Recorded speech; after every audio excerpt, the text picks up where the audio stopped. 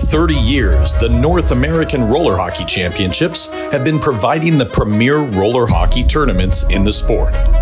Thousands of teams from all over the world have competed in hundreds of events over the last 3 decades. The NARCH podcast showcases the great players, coaches, manufacturers, and rink owners that make the North American Roller Hockey Championships what it is today.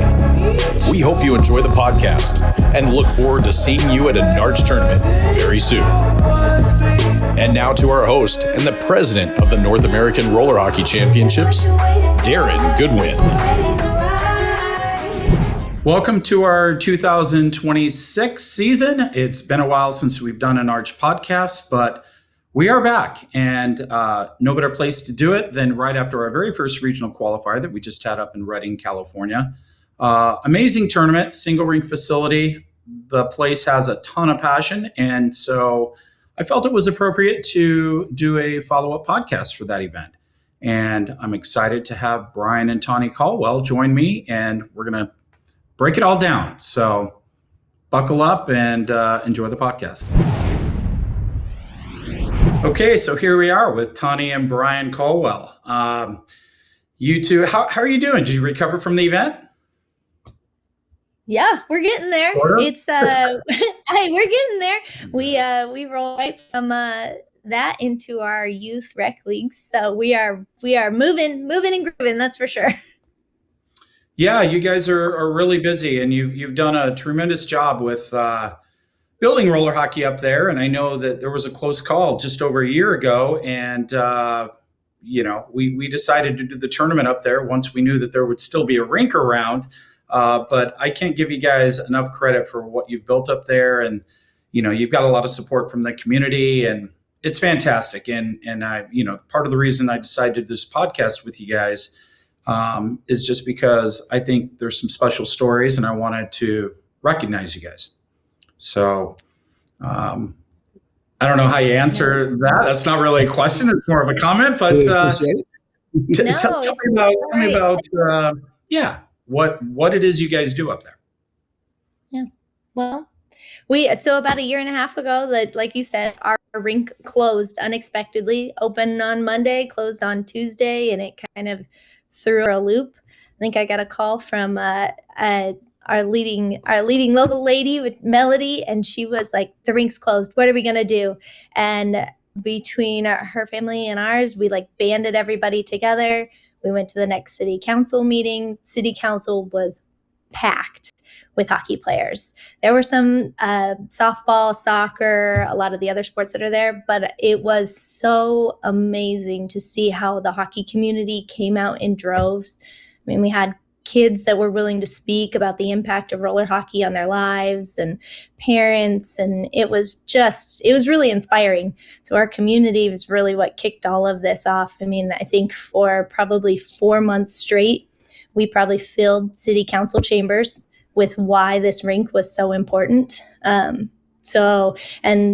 with the city seeing that, they've been so supportive of all of the programs that are out there and keeping sports alive. So we're pretty grateful that the rink's open and thriving, and they're making improvements. It seems like weekly. It's really fun to watch. No, and you guys, I mean, it's it's kind of hard to put into words. Like, first off, I did a couple of videos, at least stories. Like, you have Mount Shasta in the background of the facility. It's just beautiful. It's a big complex, but the rink itself, it's in a building, but you've got these roll up doors that are just awesome too, where a breeze comes through there. Like, it's a cool rink for a one rink facility. And I mean, the fact that we've done it now, this is our second year of doing it. It was a 30-team tournament, completely maxed out. We started early Friday. We went late every night, started early every morning, and it was sold out 5-6 weeks ahead of time. So it shows how much people love going up there. I kind of compare it to the Bend event a little bit, but no, it's just a neat feeling when you walk in the rink, and not all the games are close, but everyone's having fun, and the vibe there is incredible. So hats off to you guys for kind of being the creators of all that, or at least keeping it going. Absolutely. Yeah, no, we love that feeling, and that's what we hope to bring to that facility. And I feel like I kind of look back in time to that old rolling ice rink in San Jose, and where all the kids are all playing together and going around that fairgrounds and causing trouble, whatever they're doing, but they're having a great time doing it. And I feel like that this rink kind of offers a little bit of that same feel, and we hope people enjoy it and keep coming back. Well, the nice thing, you don't have to close for the fair either, right? So that's right. That's right. That used to be the thing with that facility. They would break down the rink, and I think it was like, I almost feel like the building was ag center or something, because it stink a little bit, right? Yeah, that little bit of smell, right? That little bit of smell. I mean, all rinks smell a little bit, but yeah. All right, so the plan today is we're going to kind of fly through the divisions and talk about each one just a little bit, and I want to get your guys' input on that. And then we're going to talk about your guys' past in roller hockey and kind of how you met. And I think it'll be fun. Hopefully we don't keep people too long, but it's a great story and part of the reason that I really wanted to jump on this podcast. What else did I want to bring up? There's something else I wanted to. We did attempt this the other night on Sunday night. We thought, all right, well, we all have busy lives, so it's easiest just to do it right after the event when we're there. And it wasn't that smooth. We were all exhausted. We forgot about some things. So this is kind of our take two, and hopefully it comes off a little better, which I'm sure that it will. So appreciate you guys joining me for a second time, and hopefully we can recreate a little bit of that magic that we did the first time, but without the fluff. Perfect. All right, so let's talk about the tournament. Like I mentioned, it's 30 teams. I know you guys would probably love to grow it. I don't know how we grow it other than start on Thursday night with, bang out, because there are quite a few. You guys have done a good job with the local teams, and there are kids in your house league that are playing tournaments for the first time. So I think the only room for growth is if we bang out some of those, matchups between your own organization on Thursday night. But what are your thoughts? Are you guys happy with? Felt like 30 is a good number. It was. It was great. The energy was awesome. I mean, we were so excited when we heard it was sold out, and then we went, "Oh, we're going to be there all day. It's going to be great. We got to bring energy. We're going to have lots of things going on." So, I loved it. I would never say let's not do more. It's such a wonderful opportunity for our local kids to get to see what is out there and what their next step is. And then on top of that, you're taking a lot of kids live in the city, right? And they're coming up here. And like you said, you look out one side and you see Mount Shasta. You look at the other side, you can see Lassen. It's just blue skies and clear. So much room to run with all the baseball fields and the volleyball courts. And, there's just lots of space. So we would love to see it. Curly did quite a bit, actually. So yeah, I took my. I'll be real quick on this. I took my best friend and companion up, my golden retriever, who's a year and a half, and long road trip, but it was great. Stopped at a buddy's house on the way.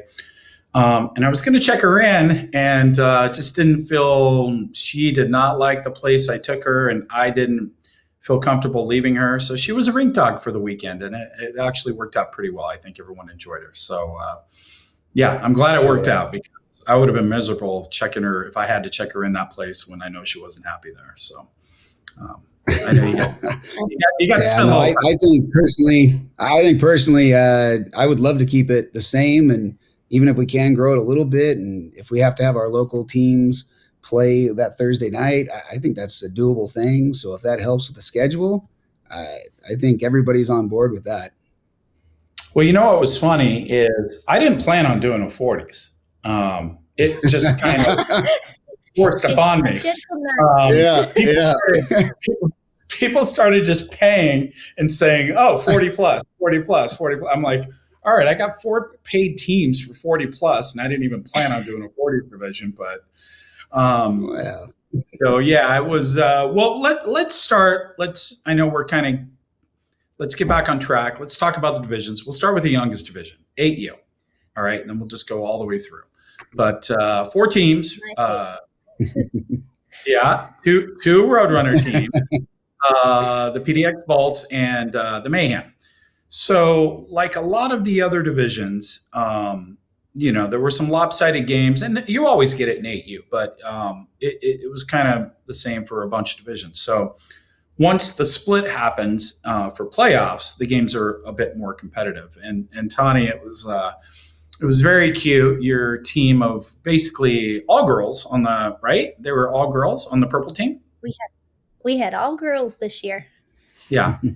And to see you, in fact, I did a story on it, like to see you warm them up and having so much fun and like,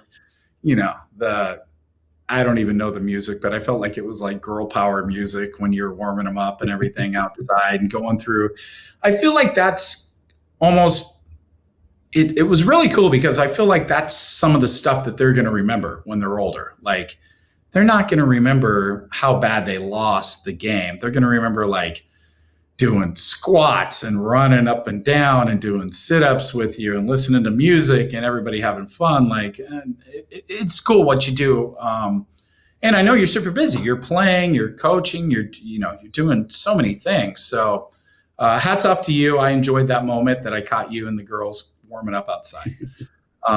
Into the championship, silver championship, your purple team faced is it purple? Purple and what were the 2 colors? Purple and orange. So orange were the boys, purple was the girls. Orange took care of business, but the most important thing is everybody had a great time. And like we had mentioned, you gave, because they played, they got a lot of people, it was their first tournament experience, I'm assuming. Yeah. My goal, especially with our purple team this go around, is really to get like you said, it's to create the environment and that vibe that the kids just love. I really want to be able to take them to NARCh finals. And so I think to get everybody excited about it and their buy-in, like that's one of the ways that I can do that from here. Because they don't have opportunities throughout the year nearly as much. All our other tournaments we do with them are all going to be co-ed. So this is a time for them to connect, time for us to network with other organizations if we need players. And it's just, I don't know, they hold a special spot in my heart. It's so much fun to coach them, and they just get so excited, and we do all the extra stuff. Well, and if it wasn't for you and what you're doing up there, to be honest, I don't think we would have added the 9U girls division last year.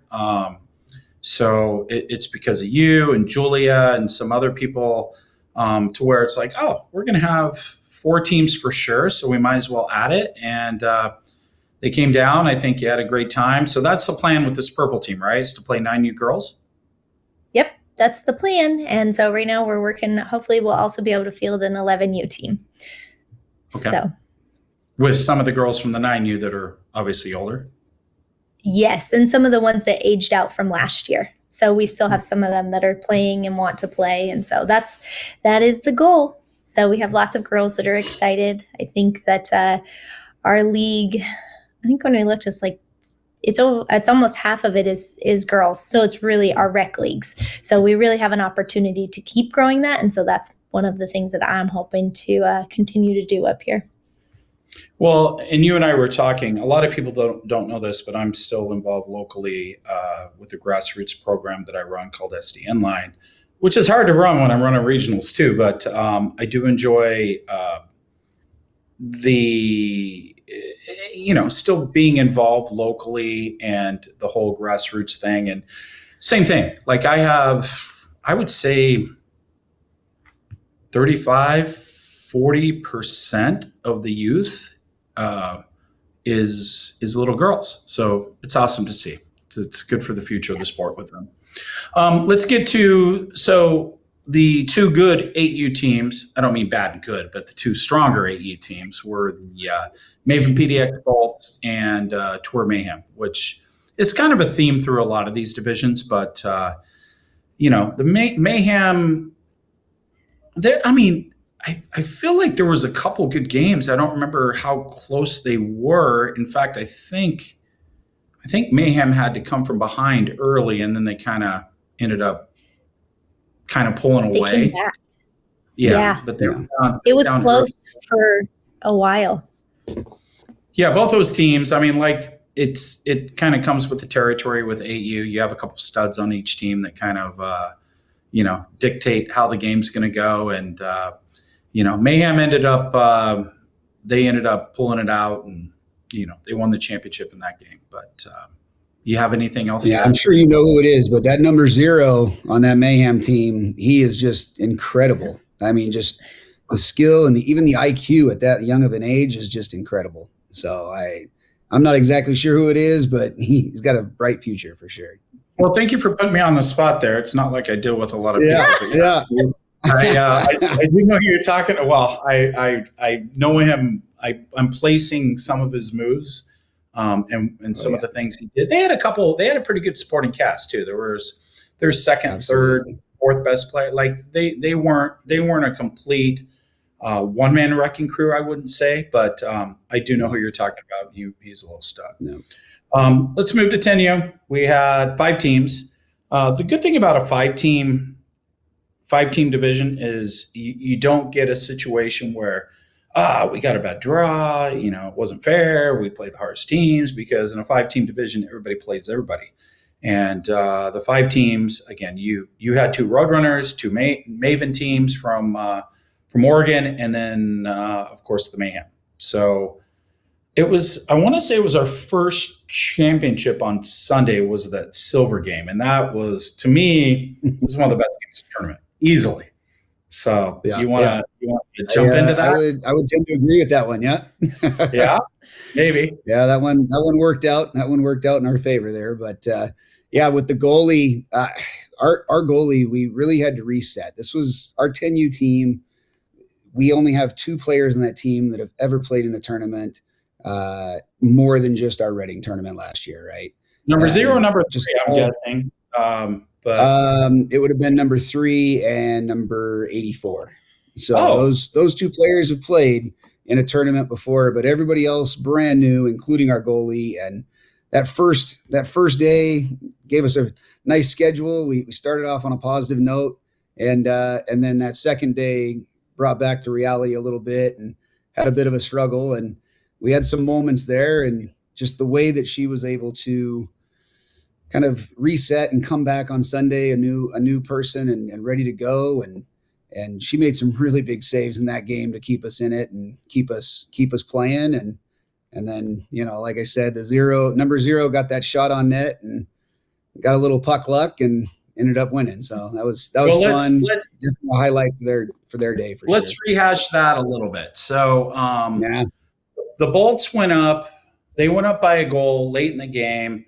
Colton Ashcroft, and kind of my routine, because I'm busy doing a bunch of things, but I like getting video and I like getting photos. But if a game's a blowout, a lot of times it's like I'll use that time to do something else. But if I look up, there's 5 minutes left, it's a tight game, I like to get over there because I got to do the announcements anyway, and I'll catch the end of the game. And in the last 2 years, because we had some great championships last year too. Couple games went to overtime, shootout, even there was a shootout. But this particular game, so Colton Ashcroft scored a goal. I just barely got the end of it. And what's cool about a lot of these little guys, like the Sellies are just so genuine. You could see the energy in their faces and the celebrations. Once I share some of the video, you'll see what I mean. But so they scored, they went up. I think you guys called a timeout, and then 14 seconds later, we talked about the other night. Your son with the hands, which by the way, I think he got Tawny's hands, not your hands. But all right, ouch. No, I'm kidding. You have great hands. But, no, your 2 kids are absolute studs. You can tell that they spend a lot of time on the rink. But yeah, I mean, I'll show the video. he was almost standing still, and he beats a guy and he beats a guy again. And then I even turned the video on a little bit late. He'd already beaten a guy or two. And then because he's kind of standing still, they get back into play. They come back around. And he's got to beat him again. He beats him. And then he gets a shot on net. And then zero, like puck sitting basically in the crease. And he's stuck behind the goal. He tapped it in. And he ended up being the hero in overtime as well. He took a long shot. It was kind of he's 10, so he's got an excuse for a little bit of a muffin, but it went off somebody's butt, I think, in front, redirected. I felt bad for the goaltender because of the redirection, but you guys were very excited to come away from that with that championship in silver. Absolutely. Yeah, they just kept battling and kept going for it, and just told them to keep putting shots on net, and got a little lucky on that one, but we'll take it. Yeah, no, it's little puck luck never hurts. Tinu Gold, Mayhem Bolts, the two most, you guys are playing in a lot of tournaments these days too, but I think they're the more established programs, especially Mayhem. Bolts are, they've been around, they're renamed, but I think the group that is now mostly, I think they're probably first year 18U. They're the kids that started, I think, when they were 10 or 12U, and that's the first time they came to the NARCh finals. But they stuck together. And anyway, 10U top division. Mayhem ended up winning it. I think the final score was like 5-2 in that championship. But what's interesting is the Bolts beat them in the prelims. And I could be wrong, but I think that might be, as an organization, Mayhem only lost a game or two games the whole weekend. And I think that was it was one. I think they lost one game all weekend. Yep. And I think that was the one. Yeah. They've got such a great program down there. It's really neat to watch the kids grow. Yeah. I made a note here. Like, one of the cool things about their program is Jim's done a really good job of plugging a bunch of younger coaches in that have, they grew up playing the sport and now they're giving back themselves, even though they're young. I think that's something that needs to be recognized and give credit to these guys, because there are a lot of guys out there that are in their 20s and 30s that could be doing the same thing that just don't do it. And, these guys probably get paid. So it's not as if, they're I'm guessing they're probably not doing it just out of the goodness of their heart. But, Christian Acosta, I feel like he's one of the leaders. He went to Lindenwood, he played. Now he's back. Good for him to go to college, get a degree, but to be able to do something you love to do and coach kids, and hopefully he's making a living off of it. It's neat. So you've got Christian, you got Jack Robinson, Justin Norcia, Tyler Roth, and I don't know if you guys know Dom, but young Dom. So I call him Dom Handshake Rosales. And the inside joke there somewhere, right? Yeah. So I was saying goodbye to the guys, and he's a young guy, and he gave me, he's a little bit shy. Like, so he went to, the other guys shake my hand. They look me in the eye, say goodbye. It was heartfelt. And Dom's like, looks away, gives me like really soft handshake. He's like, I'm like, dude, now you shake a hand. Like, you gotta, man up, give me a grip. This is how you shake your hand. So, at least for right now, I'm going to go with Dom Handshake Rosales as his nickname, so you can refer to him. Oh, that's good. That's good. Anyway, the Mayhem program had them. They won every. We're going to maybe speed it up a little bit, but they won every single division that they entered up there, and as expected, they're a bigger, more established program. They played in the most tournaments. They've probably got the bigger player pool to pull from, and I think if they didn't win that tournament, it probably would have been a disappointment. But classy organization, so no. Very much so. And that's something, how great that they have so many coaches, right, to keep growing this sport, right? you need that. We need those kind of programs. And for us, where we're smaller, we need those programs to continue to push us, because we need to know where can we go, what can we get to. Well, and I know you guys are different, but you are in the sport because you play the sport, you love the sport, your kids play the sport, and at the end of the day, I think you'd be doing it anyway, but you're heavily involved because your kids play. And every single guy I just mentioned, what's unique is none of them have kids, which is cool, and probably what makes them good coaches too, because there's not that perceived, and your kids are studs, so it's different. But in a lot of situations, the coach on the team, the kid that plays, that's, the dad's the coach, the kid's on the power play. maybe a lot of people think maybe you shouldn't be on the power play. I mean, stuff like that, the politics of the sport and the perception happens. And with these guys, it's nice because they're coaches. They're not parents. So it's, well, and I think with those guys specifically, I mean, for as young as they are, it's pretty impressive. They can break the game down into those smaller pieces for those kids to understand it. And I feel like as a coach, that's what you got to do. You got to be able to break it down into those smaller pieces and let them understand what you're talking about, instead of just trying to say that, the whole play all in one. It's just hard to keep up sometimes. And so they seem like they're doing a really good job there. And we're just hoping to be able to catch up. No, you guys, I mean, you definitely are. Your teams have improved quite a bit in the little time. All right, where are we at? Are we on 12? Are we up to 12? 12. Okay. So another 5-team division. Bandits. You got the Bandits. That's San Luis Obispo, right? SLO? Well, I know SLO. I believe they would combine teams. They combined with the Valley Heat, or I believe Sonora. Valley Heat, I think, is more kind of Visalia, Tulare area. At least I know there's a Valley Heat men's team that's coming to Corona next week or this weekend. So we got the Bandits.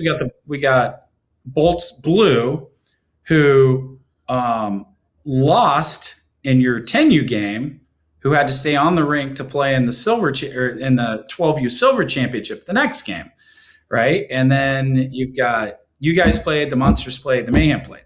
So in that silver game, it was really interesting. Same thing. I come, at the end of the game, and I was a little bit late triggered. I'm catching the very end. There's a face-off with probably the Bandits are down a goal.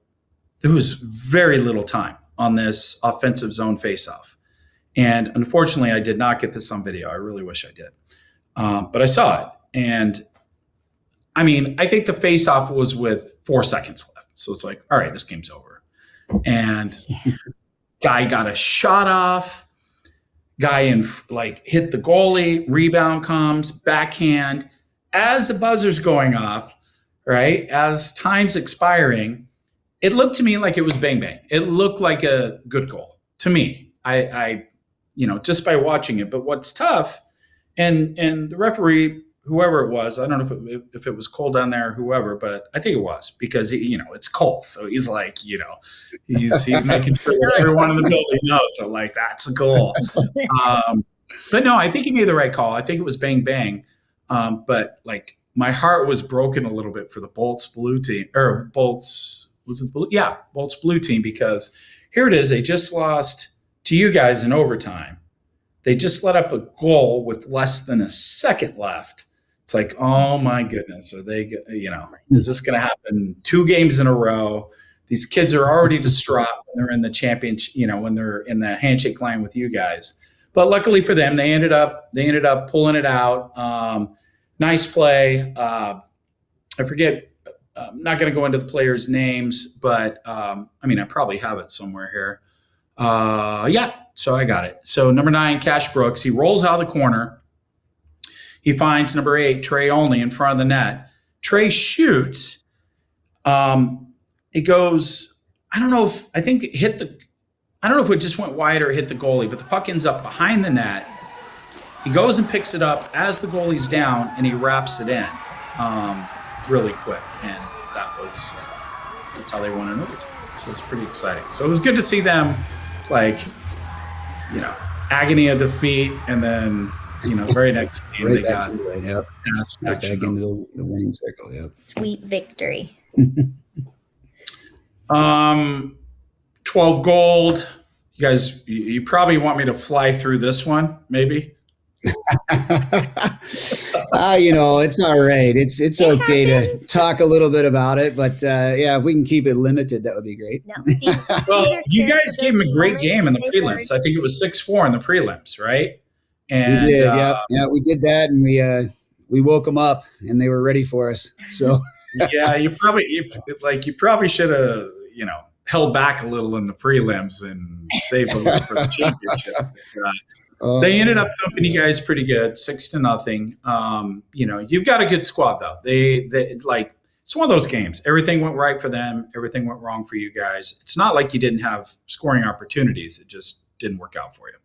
So. Yep. No, in those games, we're trying to pull positives out of those games. And I just feel like that 12U team really battles hard, and they really try as much as they can every game, every shift.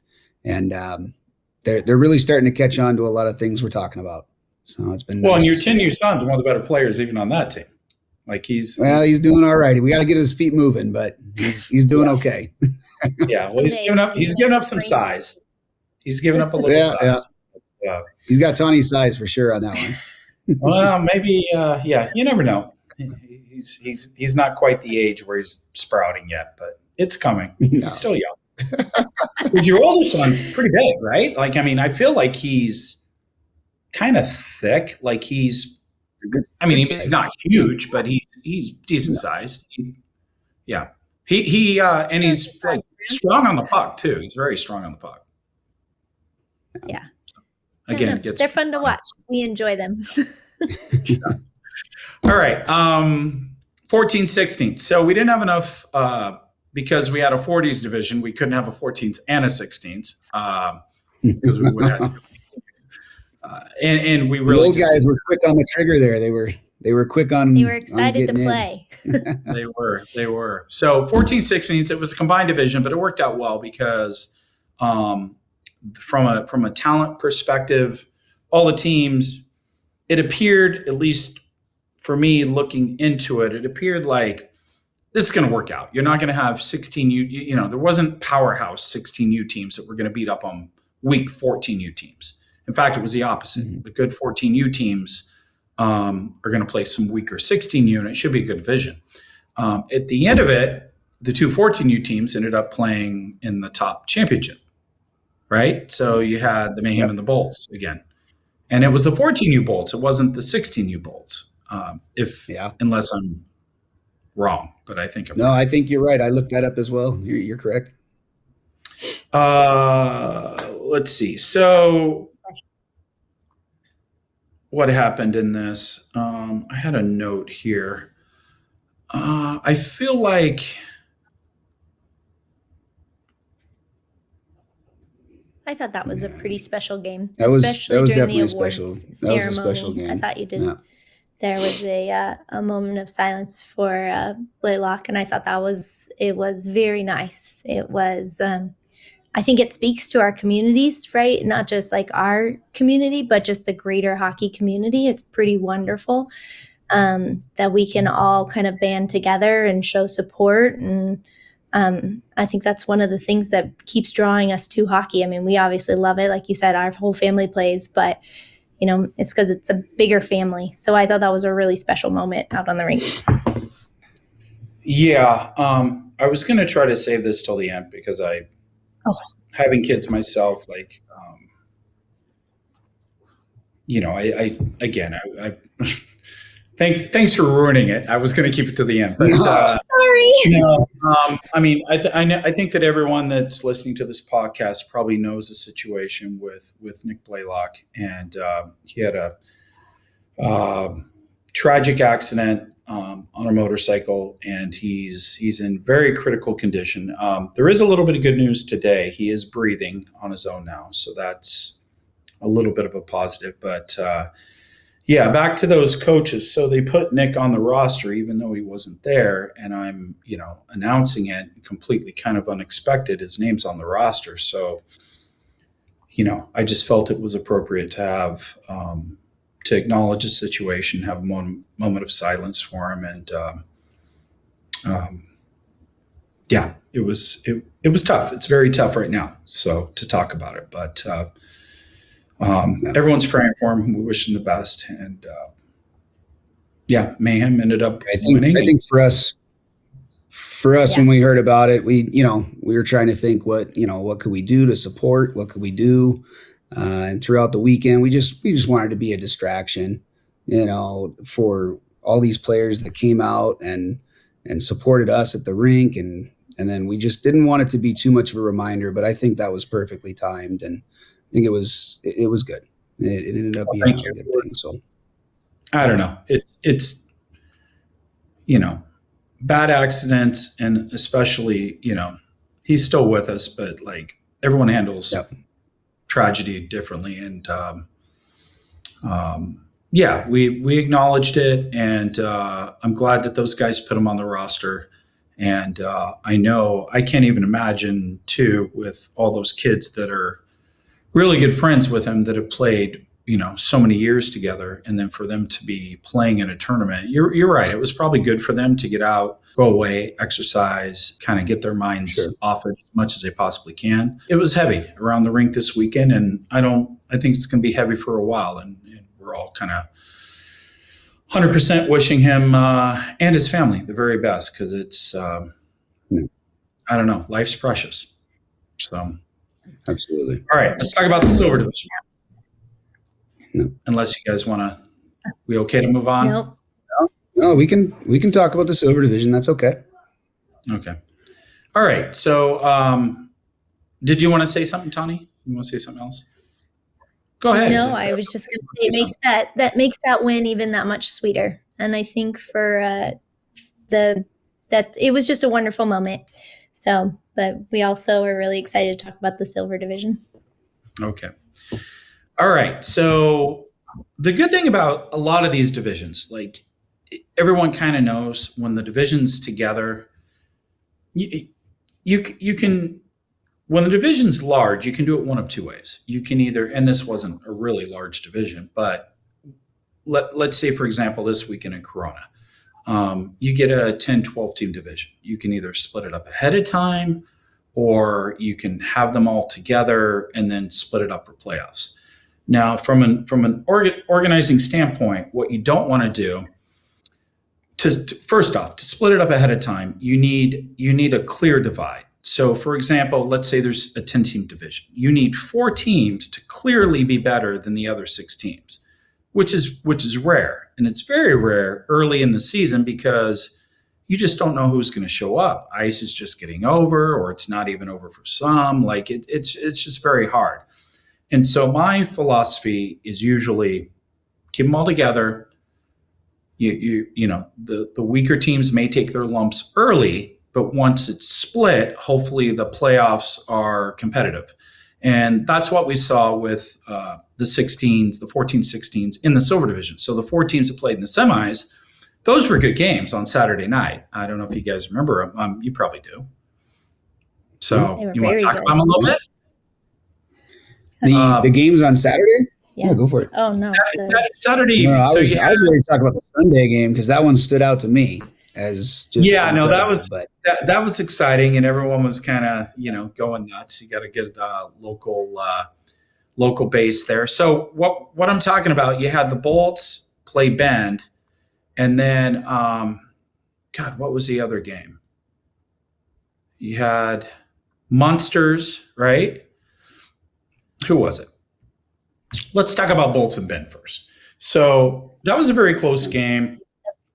The Bolts kind of pulled away. They were up a goal or two. Ben pulled their goalie early. They scored a couple late empty net goals. But very competitive game. Like the score was the game was closer than the final score, which ended up being 8-4. But it was really a competitive game until the last 2-3 minutes. And then you guys play your SRHL team, which is, from what I understand, well, let you guys speak of it, but you beat the Monsters, and that was a great game too. You guys ended up winning 5-3, but that was like a coin toss game in my opinion. Yeah, it was a great game. The high school, so a lot of those kids are ones that started our travel program a couple years ago. So it's been really fun to watch them grow and to see them keep being successful and get to play this tournament. It was neat to watch them rise to the occasion and pull out that playoff win. So yeah, that's a group. I mean, the core group of 5 or maybe 6 of those players I've coached from the time they were second year 12U to all the way through 14U. And man, they've really grown a lot. And I mean, even the coach that has taken over now, his name's Jeff, and he's taken over and kind of stepped in for that now 16U group and allowed me to really focus on the younger age groups and everything. And I mean, it's been incredible for him to continue doing what we were kind of building and go from there. And you kind of saw some of what they've been learning and in this tournament and continuing to grow at that age. And, high school gets a little distracting, and you can tell they still want to play and they still want to be part of it. So it's really nice to see that. I felt like in terms of the community and the parents and a lot of your volunteers, they were heavily involved, had kids on that team probably because I felt like when they played and especially when they won, like it was very loud in the building. So it was community based. Oh yeah, I think a lot of the people that helped keep the rink alive. I mean, you might see or talk to us more often, but the power behind that was in that group of kids and their families and their parents, and so there's a lot of strength, and I think you heard that in all the cheering. No, it was fun to watch. That was a good game. I mean, it doesn't have to be a high level game to be entertaining. You know what I mean? Like I actually get a kick out of, because I see high level hockey all the time. And don't get me wrong, it's awesome to see 2 really, really talented teams battle it out. But to see kids that aren't quite at that level, but giving their heart and soul to the game and, diving and, trying to block shots and just, and patting each other on the back and the energy on the bench. Like that excites me probably more than a talented team that, plays tournaments all the time and they win a championship. It's like, another championship, another gold medal. And it's not that they're not happy that they won, but it's just not that level of energy, so it was cool. Anything else on them before we move to men's? Just so much passion and such a battle. That Saturday game was such a battle of the goalies back and forth, right? I think each of them had over 20 or 30 shots almost. Like it was just. That's the Monsters team, right? Yeah, and the Monsters game on Saturday. Those are both local goalies for us as well. So that was one of those players that was able to find another team. I feel bad for the Monsters a little bit because I know they came last year for the first time and they went up to Oregon too. They went to Bend and they'll probably go to Bend again, I'm assuming. But they took a medal or 2 last year at this tournament. And so to see them not get a medal this year, it's something that I at least thought about. I mean, it's, can't dictate what's going to happen, but it is what it is. I thought I turned my messenger off. All right. So on the men's, we had 6 teams. Ben Bullets, we had the Bolts, NorCal Silver Fox, Parks and Rec, NW Fog, and the Redding Roadrunners. So even though there were 6 teams, I felt like we had platinum, gold, and silver teams. Like it was kind of all over the map. Parks and Rec and Ben. I'm sorry. I said that's because you did have platinum, gold, and silver teams. Yeah. I guess again, like not to keep beating this up, but I feel like everybody had a great time, even the teams that got thumped. like you had quite a few. I feel like you had quite a few local men's guys that probably play in your league that are. Let's say that someday they'll shoot to be silver players. You know what I mean? Like they're really rec guys, but they want to be part of the tournament.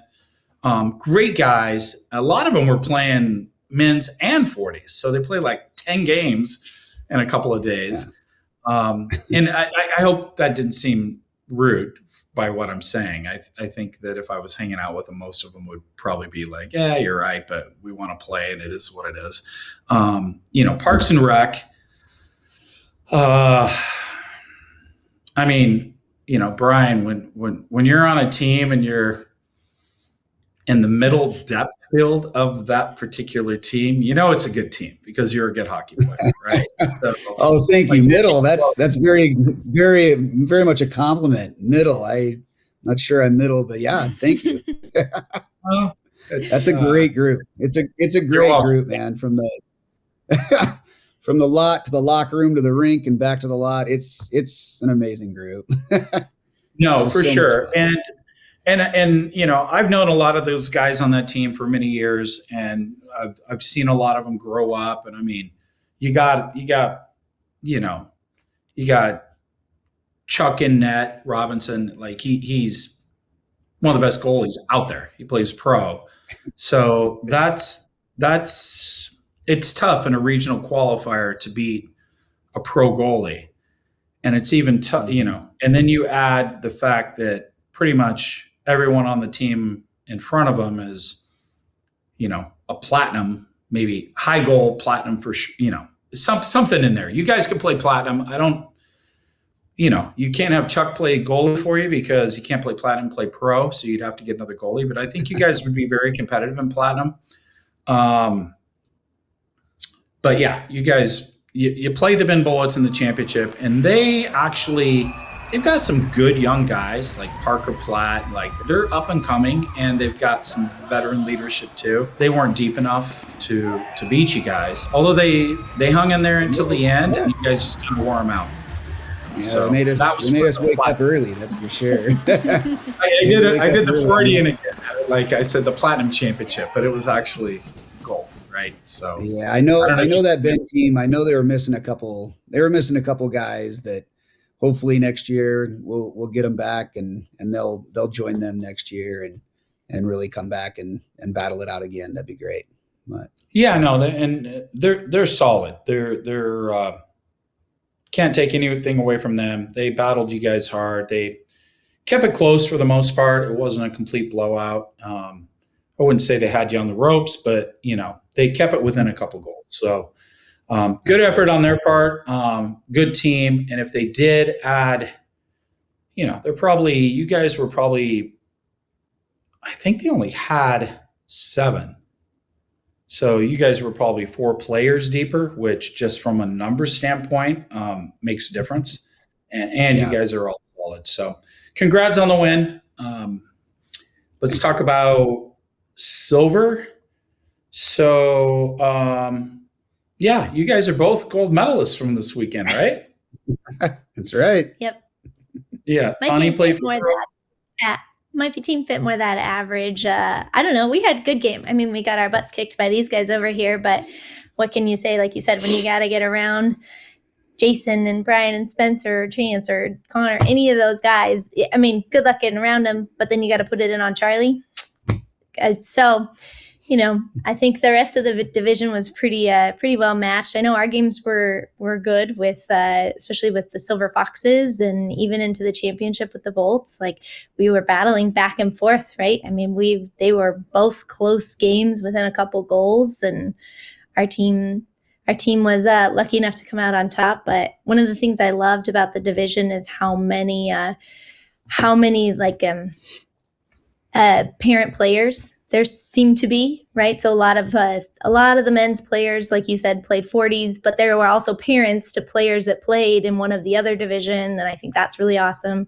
in our game against the Bolts. You had a father-son duo, right, which was also really cool to be able to do that. I think that's one of the things that I love about that division in the tournament is you've got from 18 to 40 plus, and they're all playing together and keeping up. And for the bulk of our group, I felt like we did pretty good.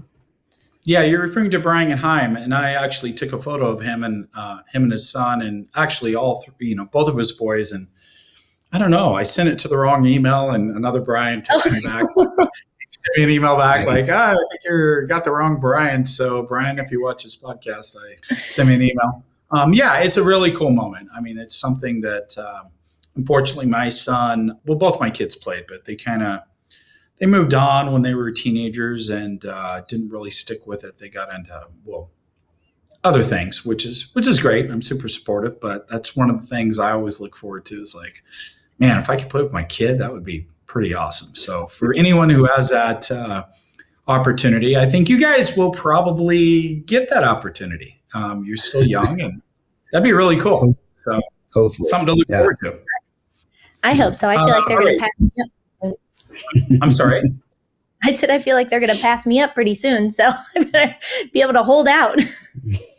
No, I would not, and I'm not taking anything away from either one of you guys. I think you're both incredible hockey players. I know, Tawny, I got to see you. I was excited to see you play for Team USA in the Masters tournament. You guys beat Spain it was Spain, right? You beat in the championship.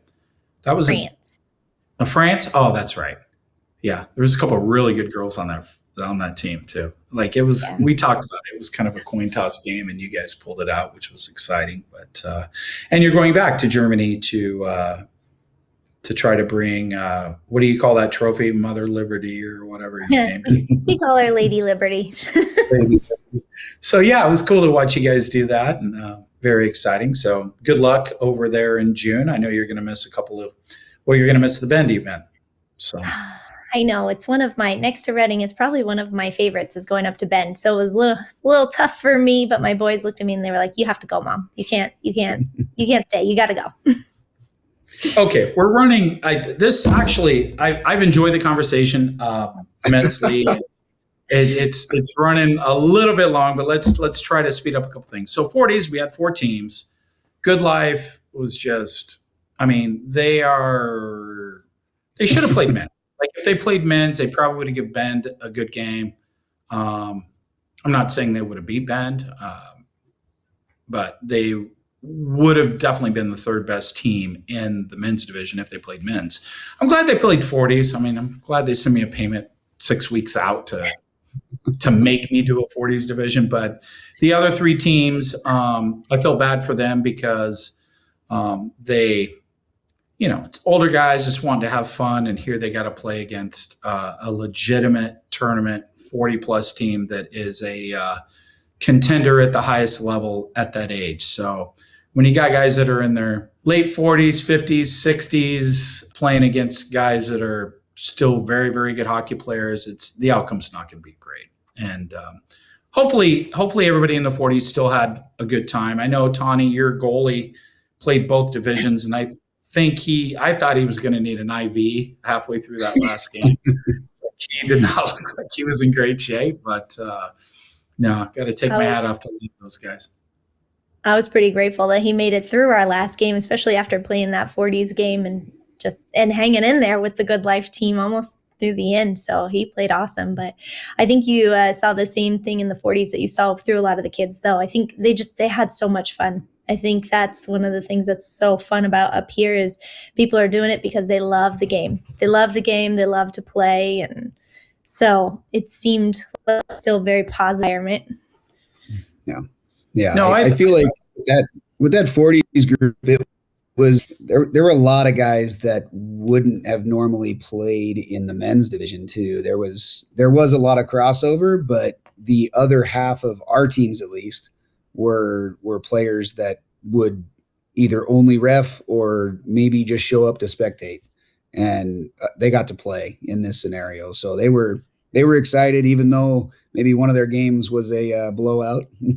They were still excited to play all the other games. I feel bad for I think the Old Guard team was the weakest, right, of the 4. Didn't they? The yellow They team? did end up fourth, yeah. And I didn't know where they were. I just realized on my way home that that's mostly San Jose guys, right? I believe so, yeah. Yeah.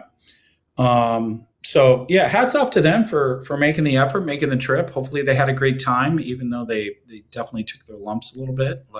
They had great sweaters too. Those were great. I'm sorry. Those sweaters were great. Yeah, I like those. They were cool. So with a lot of these older divisions, hopefully we can keep expanding to where, like the situation with the Good Life team. I mean, well, you guys can tell me, like, out of your two local teams, how many are actually over 50? Probably a majority of them, right? Oh, yeah. Hey, definitely 45 plus. Yeah. Yeah. So, hopefully this year at the finals, 40s we already split after prelims into an upper and a lower. Hopefully 50s we can do that too if it continues to grow, because there are different levels and guys just want to play, and nobody likes to. It doesn't matter how old you are. You don't like to get your ass completely kicked. Like, you don't mind losing. At our age, you don't so much. You like to win. You don't so much mind losing, as long as it's a game and you can hang out, at the beer garden or the parking lot or wherever, go to dinner and be like, oh, if it wasn't for. If I didn't hit the post on that one shot, like we only lost by a goal, that would have been the difference in the game. As long as you can have those conversations, it's still fun. Yeah. So, all right, last thing. Let's talk about you guys real quick. I know it's not a real quick story. All right. Let's and we talked about this the other night. I think it's a story worth sharing, though. So you guys both grew up playing roller hockey. You both played for the Roadrunners growing up, which is the program that you now still run. And you were in your early teens when you first started. I know you have some old NARCh memories. Yeah. Go ahead. Oh, yeah. Start. I would say, my earliest memory would be probably 97, 98 would be my earliest memory of NARCh. And I remember going to a few regional tournaments, whether it was Sacramento or San Jose or anywhere like that. And I remember thinking how cool it was that a girl was playing hockey. And so I made the attempt to go say hello to this girl, and she shot me down. She looked around and she said, "I don't talk to Rivermen," which was the team I played on growing up. And I thought, wow, that was tough. That was not what I was expecting, but I turned around, walked away, and a couple of years later, I think it was, and I ended up seeing her in Reno. I was there for an all-star ice hockey practice or something, and their team was there playing a roller tournament. That rink in Reno had an ice rink and a roller rink side by side. And her coach actually was my old coach. And he asked me if I had wheels, if I brought my wheels. And I said, yeah, I can play, and jumped on the Roadrunners team for the first time. And then made another attempt to say hello. And well, we were on the same team. So she was able to talk to me, and and I guess the rest is history, really. But that was kind of Tawny. You always, because there were no. We had women's division way back in the day, but there was no girls, so you always had to play with the boys. Yep.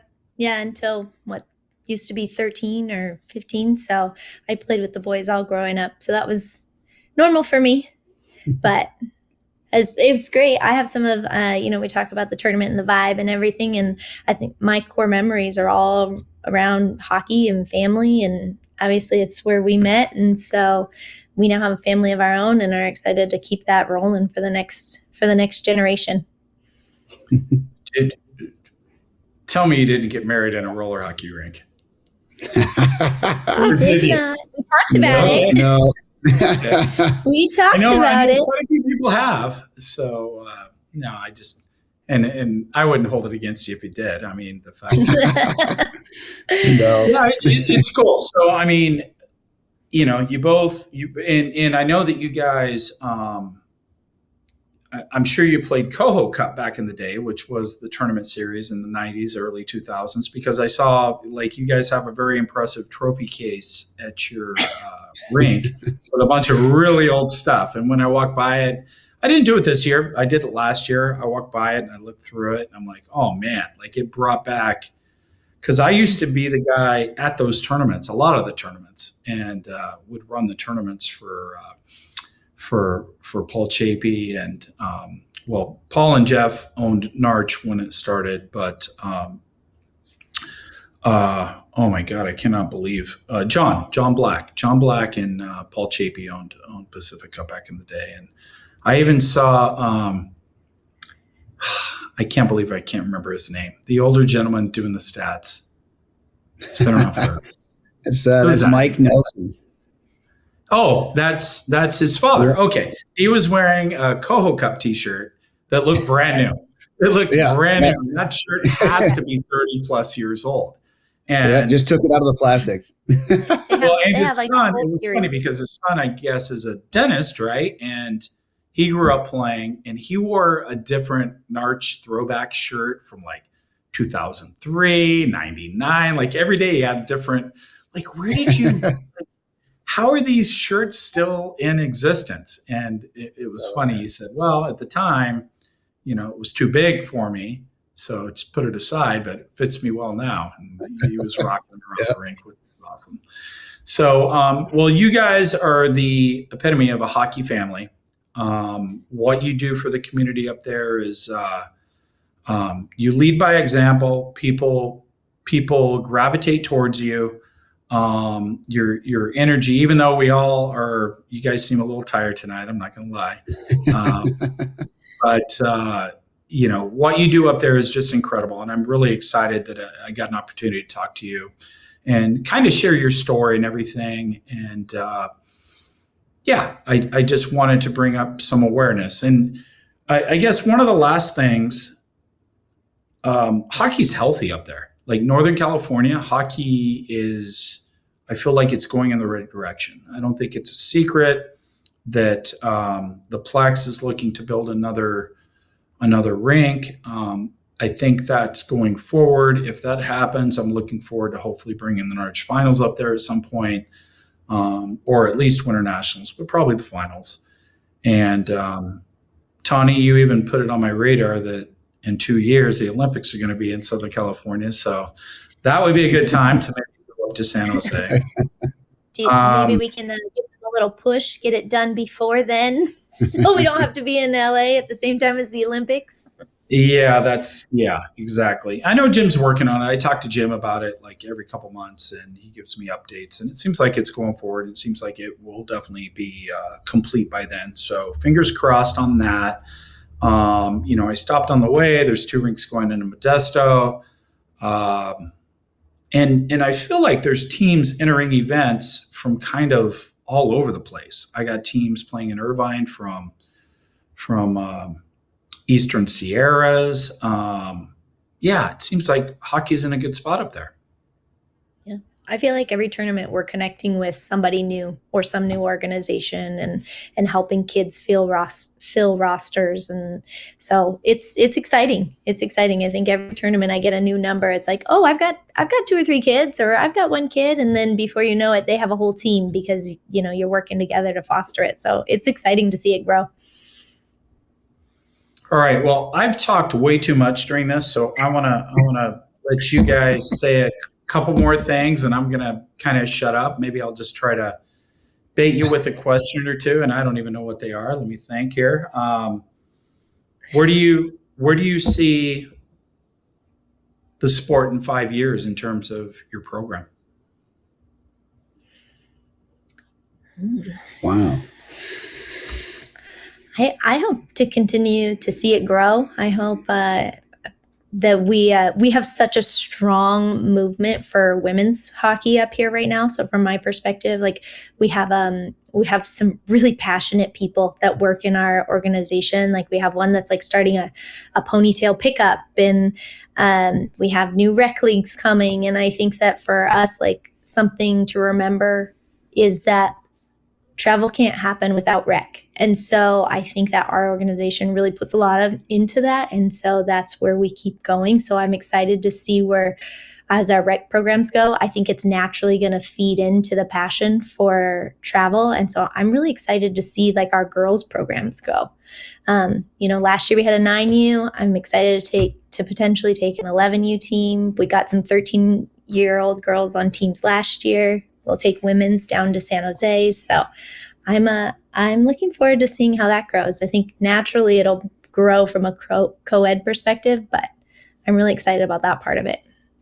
I think from my perspective, focusing on the coaching side of things, I would like to see maybe some opportunities for kids to get into college and go that direction. It seems like the college roller hockey scene is getting better just like everywhere. And it'd be really nice to be able to place some of those kids in, whether maybe it's not D1, but there's going to be other options, D3, AA, whatever the options might be for that college is. I think that'd be great to start seeing some of our kids get placed into those programs. Well, the interesting thing with the college, it's only as strong as the kids that go to that college. Like, Sure. And I kind of watch it from afar, but I've seen it for a long time. And we actually had a college component. We used to do an all-star game at the NARCh finals where it was like the Western district and the other districts. They would have an all-star game. But anyway, those guys, I think they do a good job running that. But I guess I feel like Chico used to have a team, but probably doesn't anymore. Am I right with that? I think that is correct. Yeah. No. And Chico's close. I haven't heard about it. 45 minutes, something like that? Yeah, it's about 45 minutes, yeah. Maybe about an hour, depending on what part we go. And I know Chico used to have a rink. The Colton's parents ran it, or at least they were very heavily involved. And I understand they got another building and they're trying to do something there as well. I guess my point is, hopefully what I would like to see with the college, just from a complete, 30,000 foot view, because that's not my thing. I would obviously love to see it grow because I think it's important for the sport, but I think it would be even greater if more people put efforts into other clubs instead of Lindenwood being the only one now giving scholarships, and they're 3 or 4 teams deep. And I know GCU has done a really good job coming on the scene, and Rich Garvey coaches, and Aiden Schweitz is probably the most responsible guy for building that program. So, but again, it's because he was a college age student and he's motivated, and I coached some kids who played for San Luis Obispo back in the day, and then they leave, and then it kind of dies. But Sure. Anyway, I guess my point, again, I'm rambling, but I would love to see the college. I would love to see more teams be competitive instead of just like, it's A against B again, and one of them's going to win, and everybody else is playing for 40 silver. So. Yeah. I understand that. Yeah. All right, guys. Well, I appreciate the time you took with me tonight. I know it's been a long week. I've got Corona coming up this weekend. Should be a great event. Not too many new teams. It's all, very competitive tournament teams that play a lot of NARCh. So I doubt we'll have some of the energetic sellies that we saw during your event. We might, but it's all kids who probably have a closet full of NARCh medals, mostly. And then we've got San Jose coming up next. If you guys are set, but I know for other teams, if you plan on playing in that event, get registered as soon as possible because it's going to be full in, who knows, maybe a week, 2 weeks max. Like it's going to sell out. So we will see you guys there. Any last send off, or we good to wrap this? No, thank you for the time. We're excited. I think that's about it. We just have lots of passion. We have lots of passion. So if you're looking for a tournament next year, come on up to Redding because we've got good sallies and lots of fun, lots of good vibes. You got the coffee cart. The restaurants get things figured out. We just need to be a little bit more dog friendly up there in the community. Well, we just really appreciate you coming up, man, and looking forward to the next time. No, me too. I appreciate you guys more than you know, and thank you for coming on here with me, and and thank your parents for watching the kids while you do this. Right on, man. Thank you. Thanks for having us. See you in San Jose.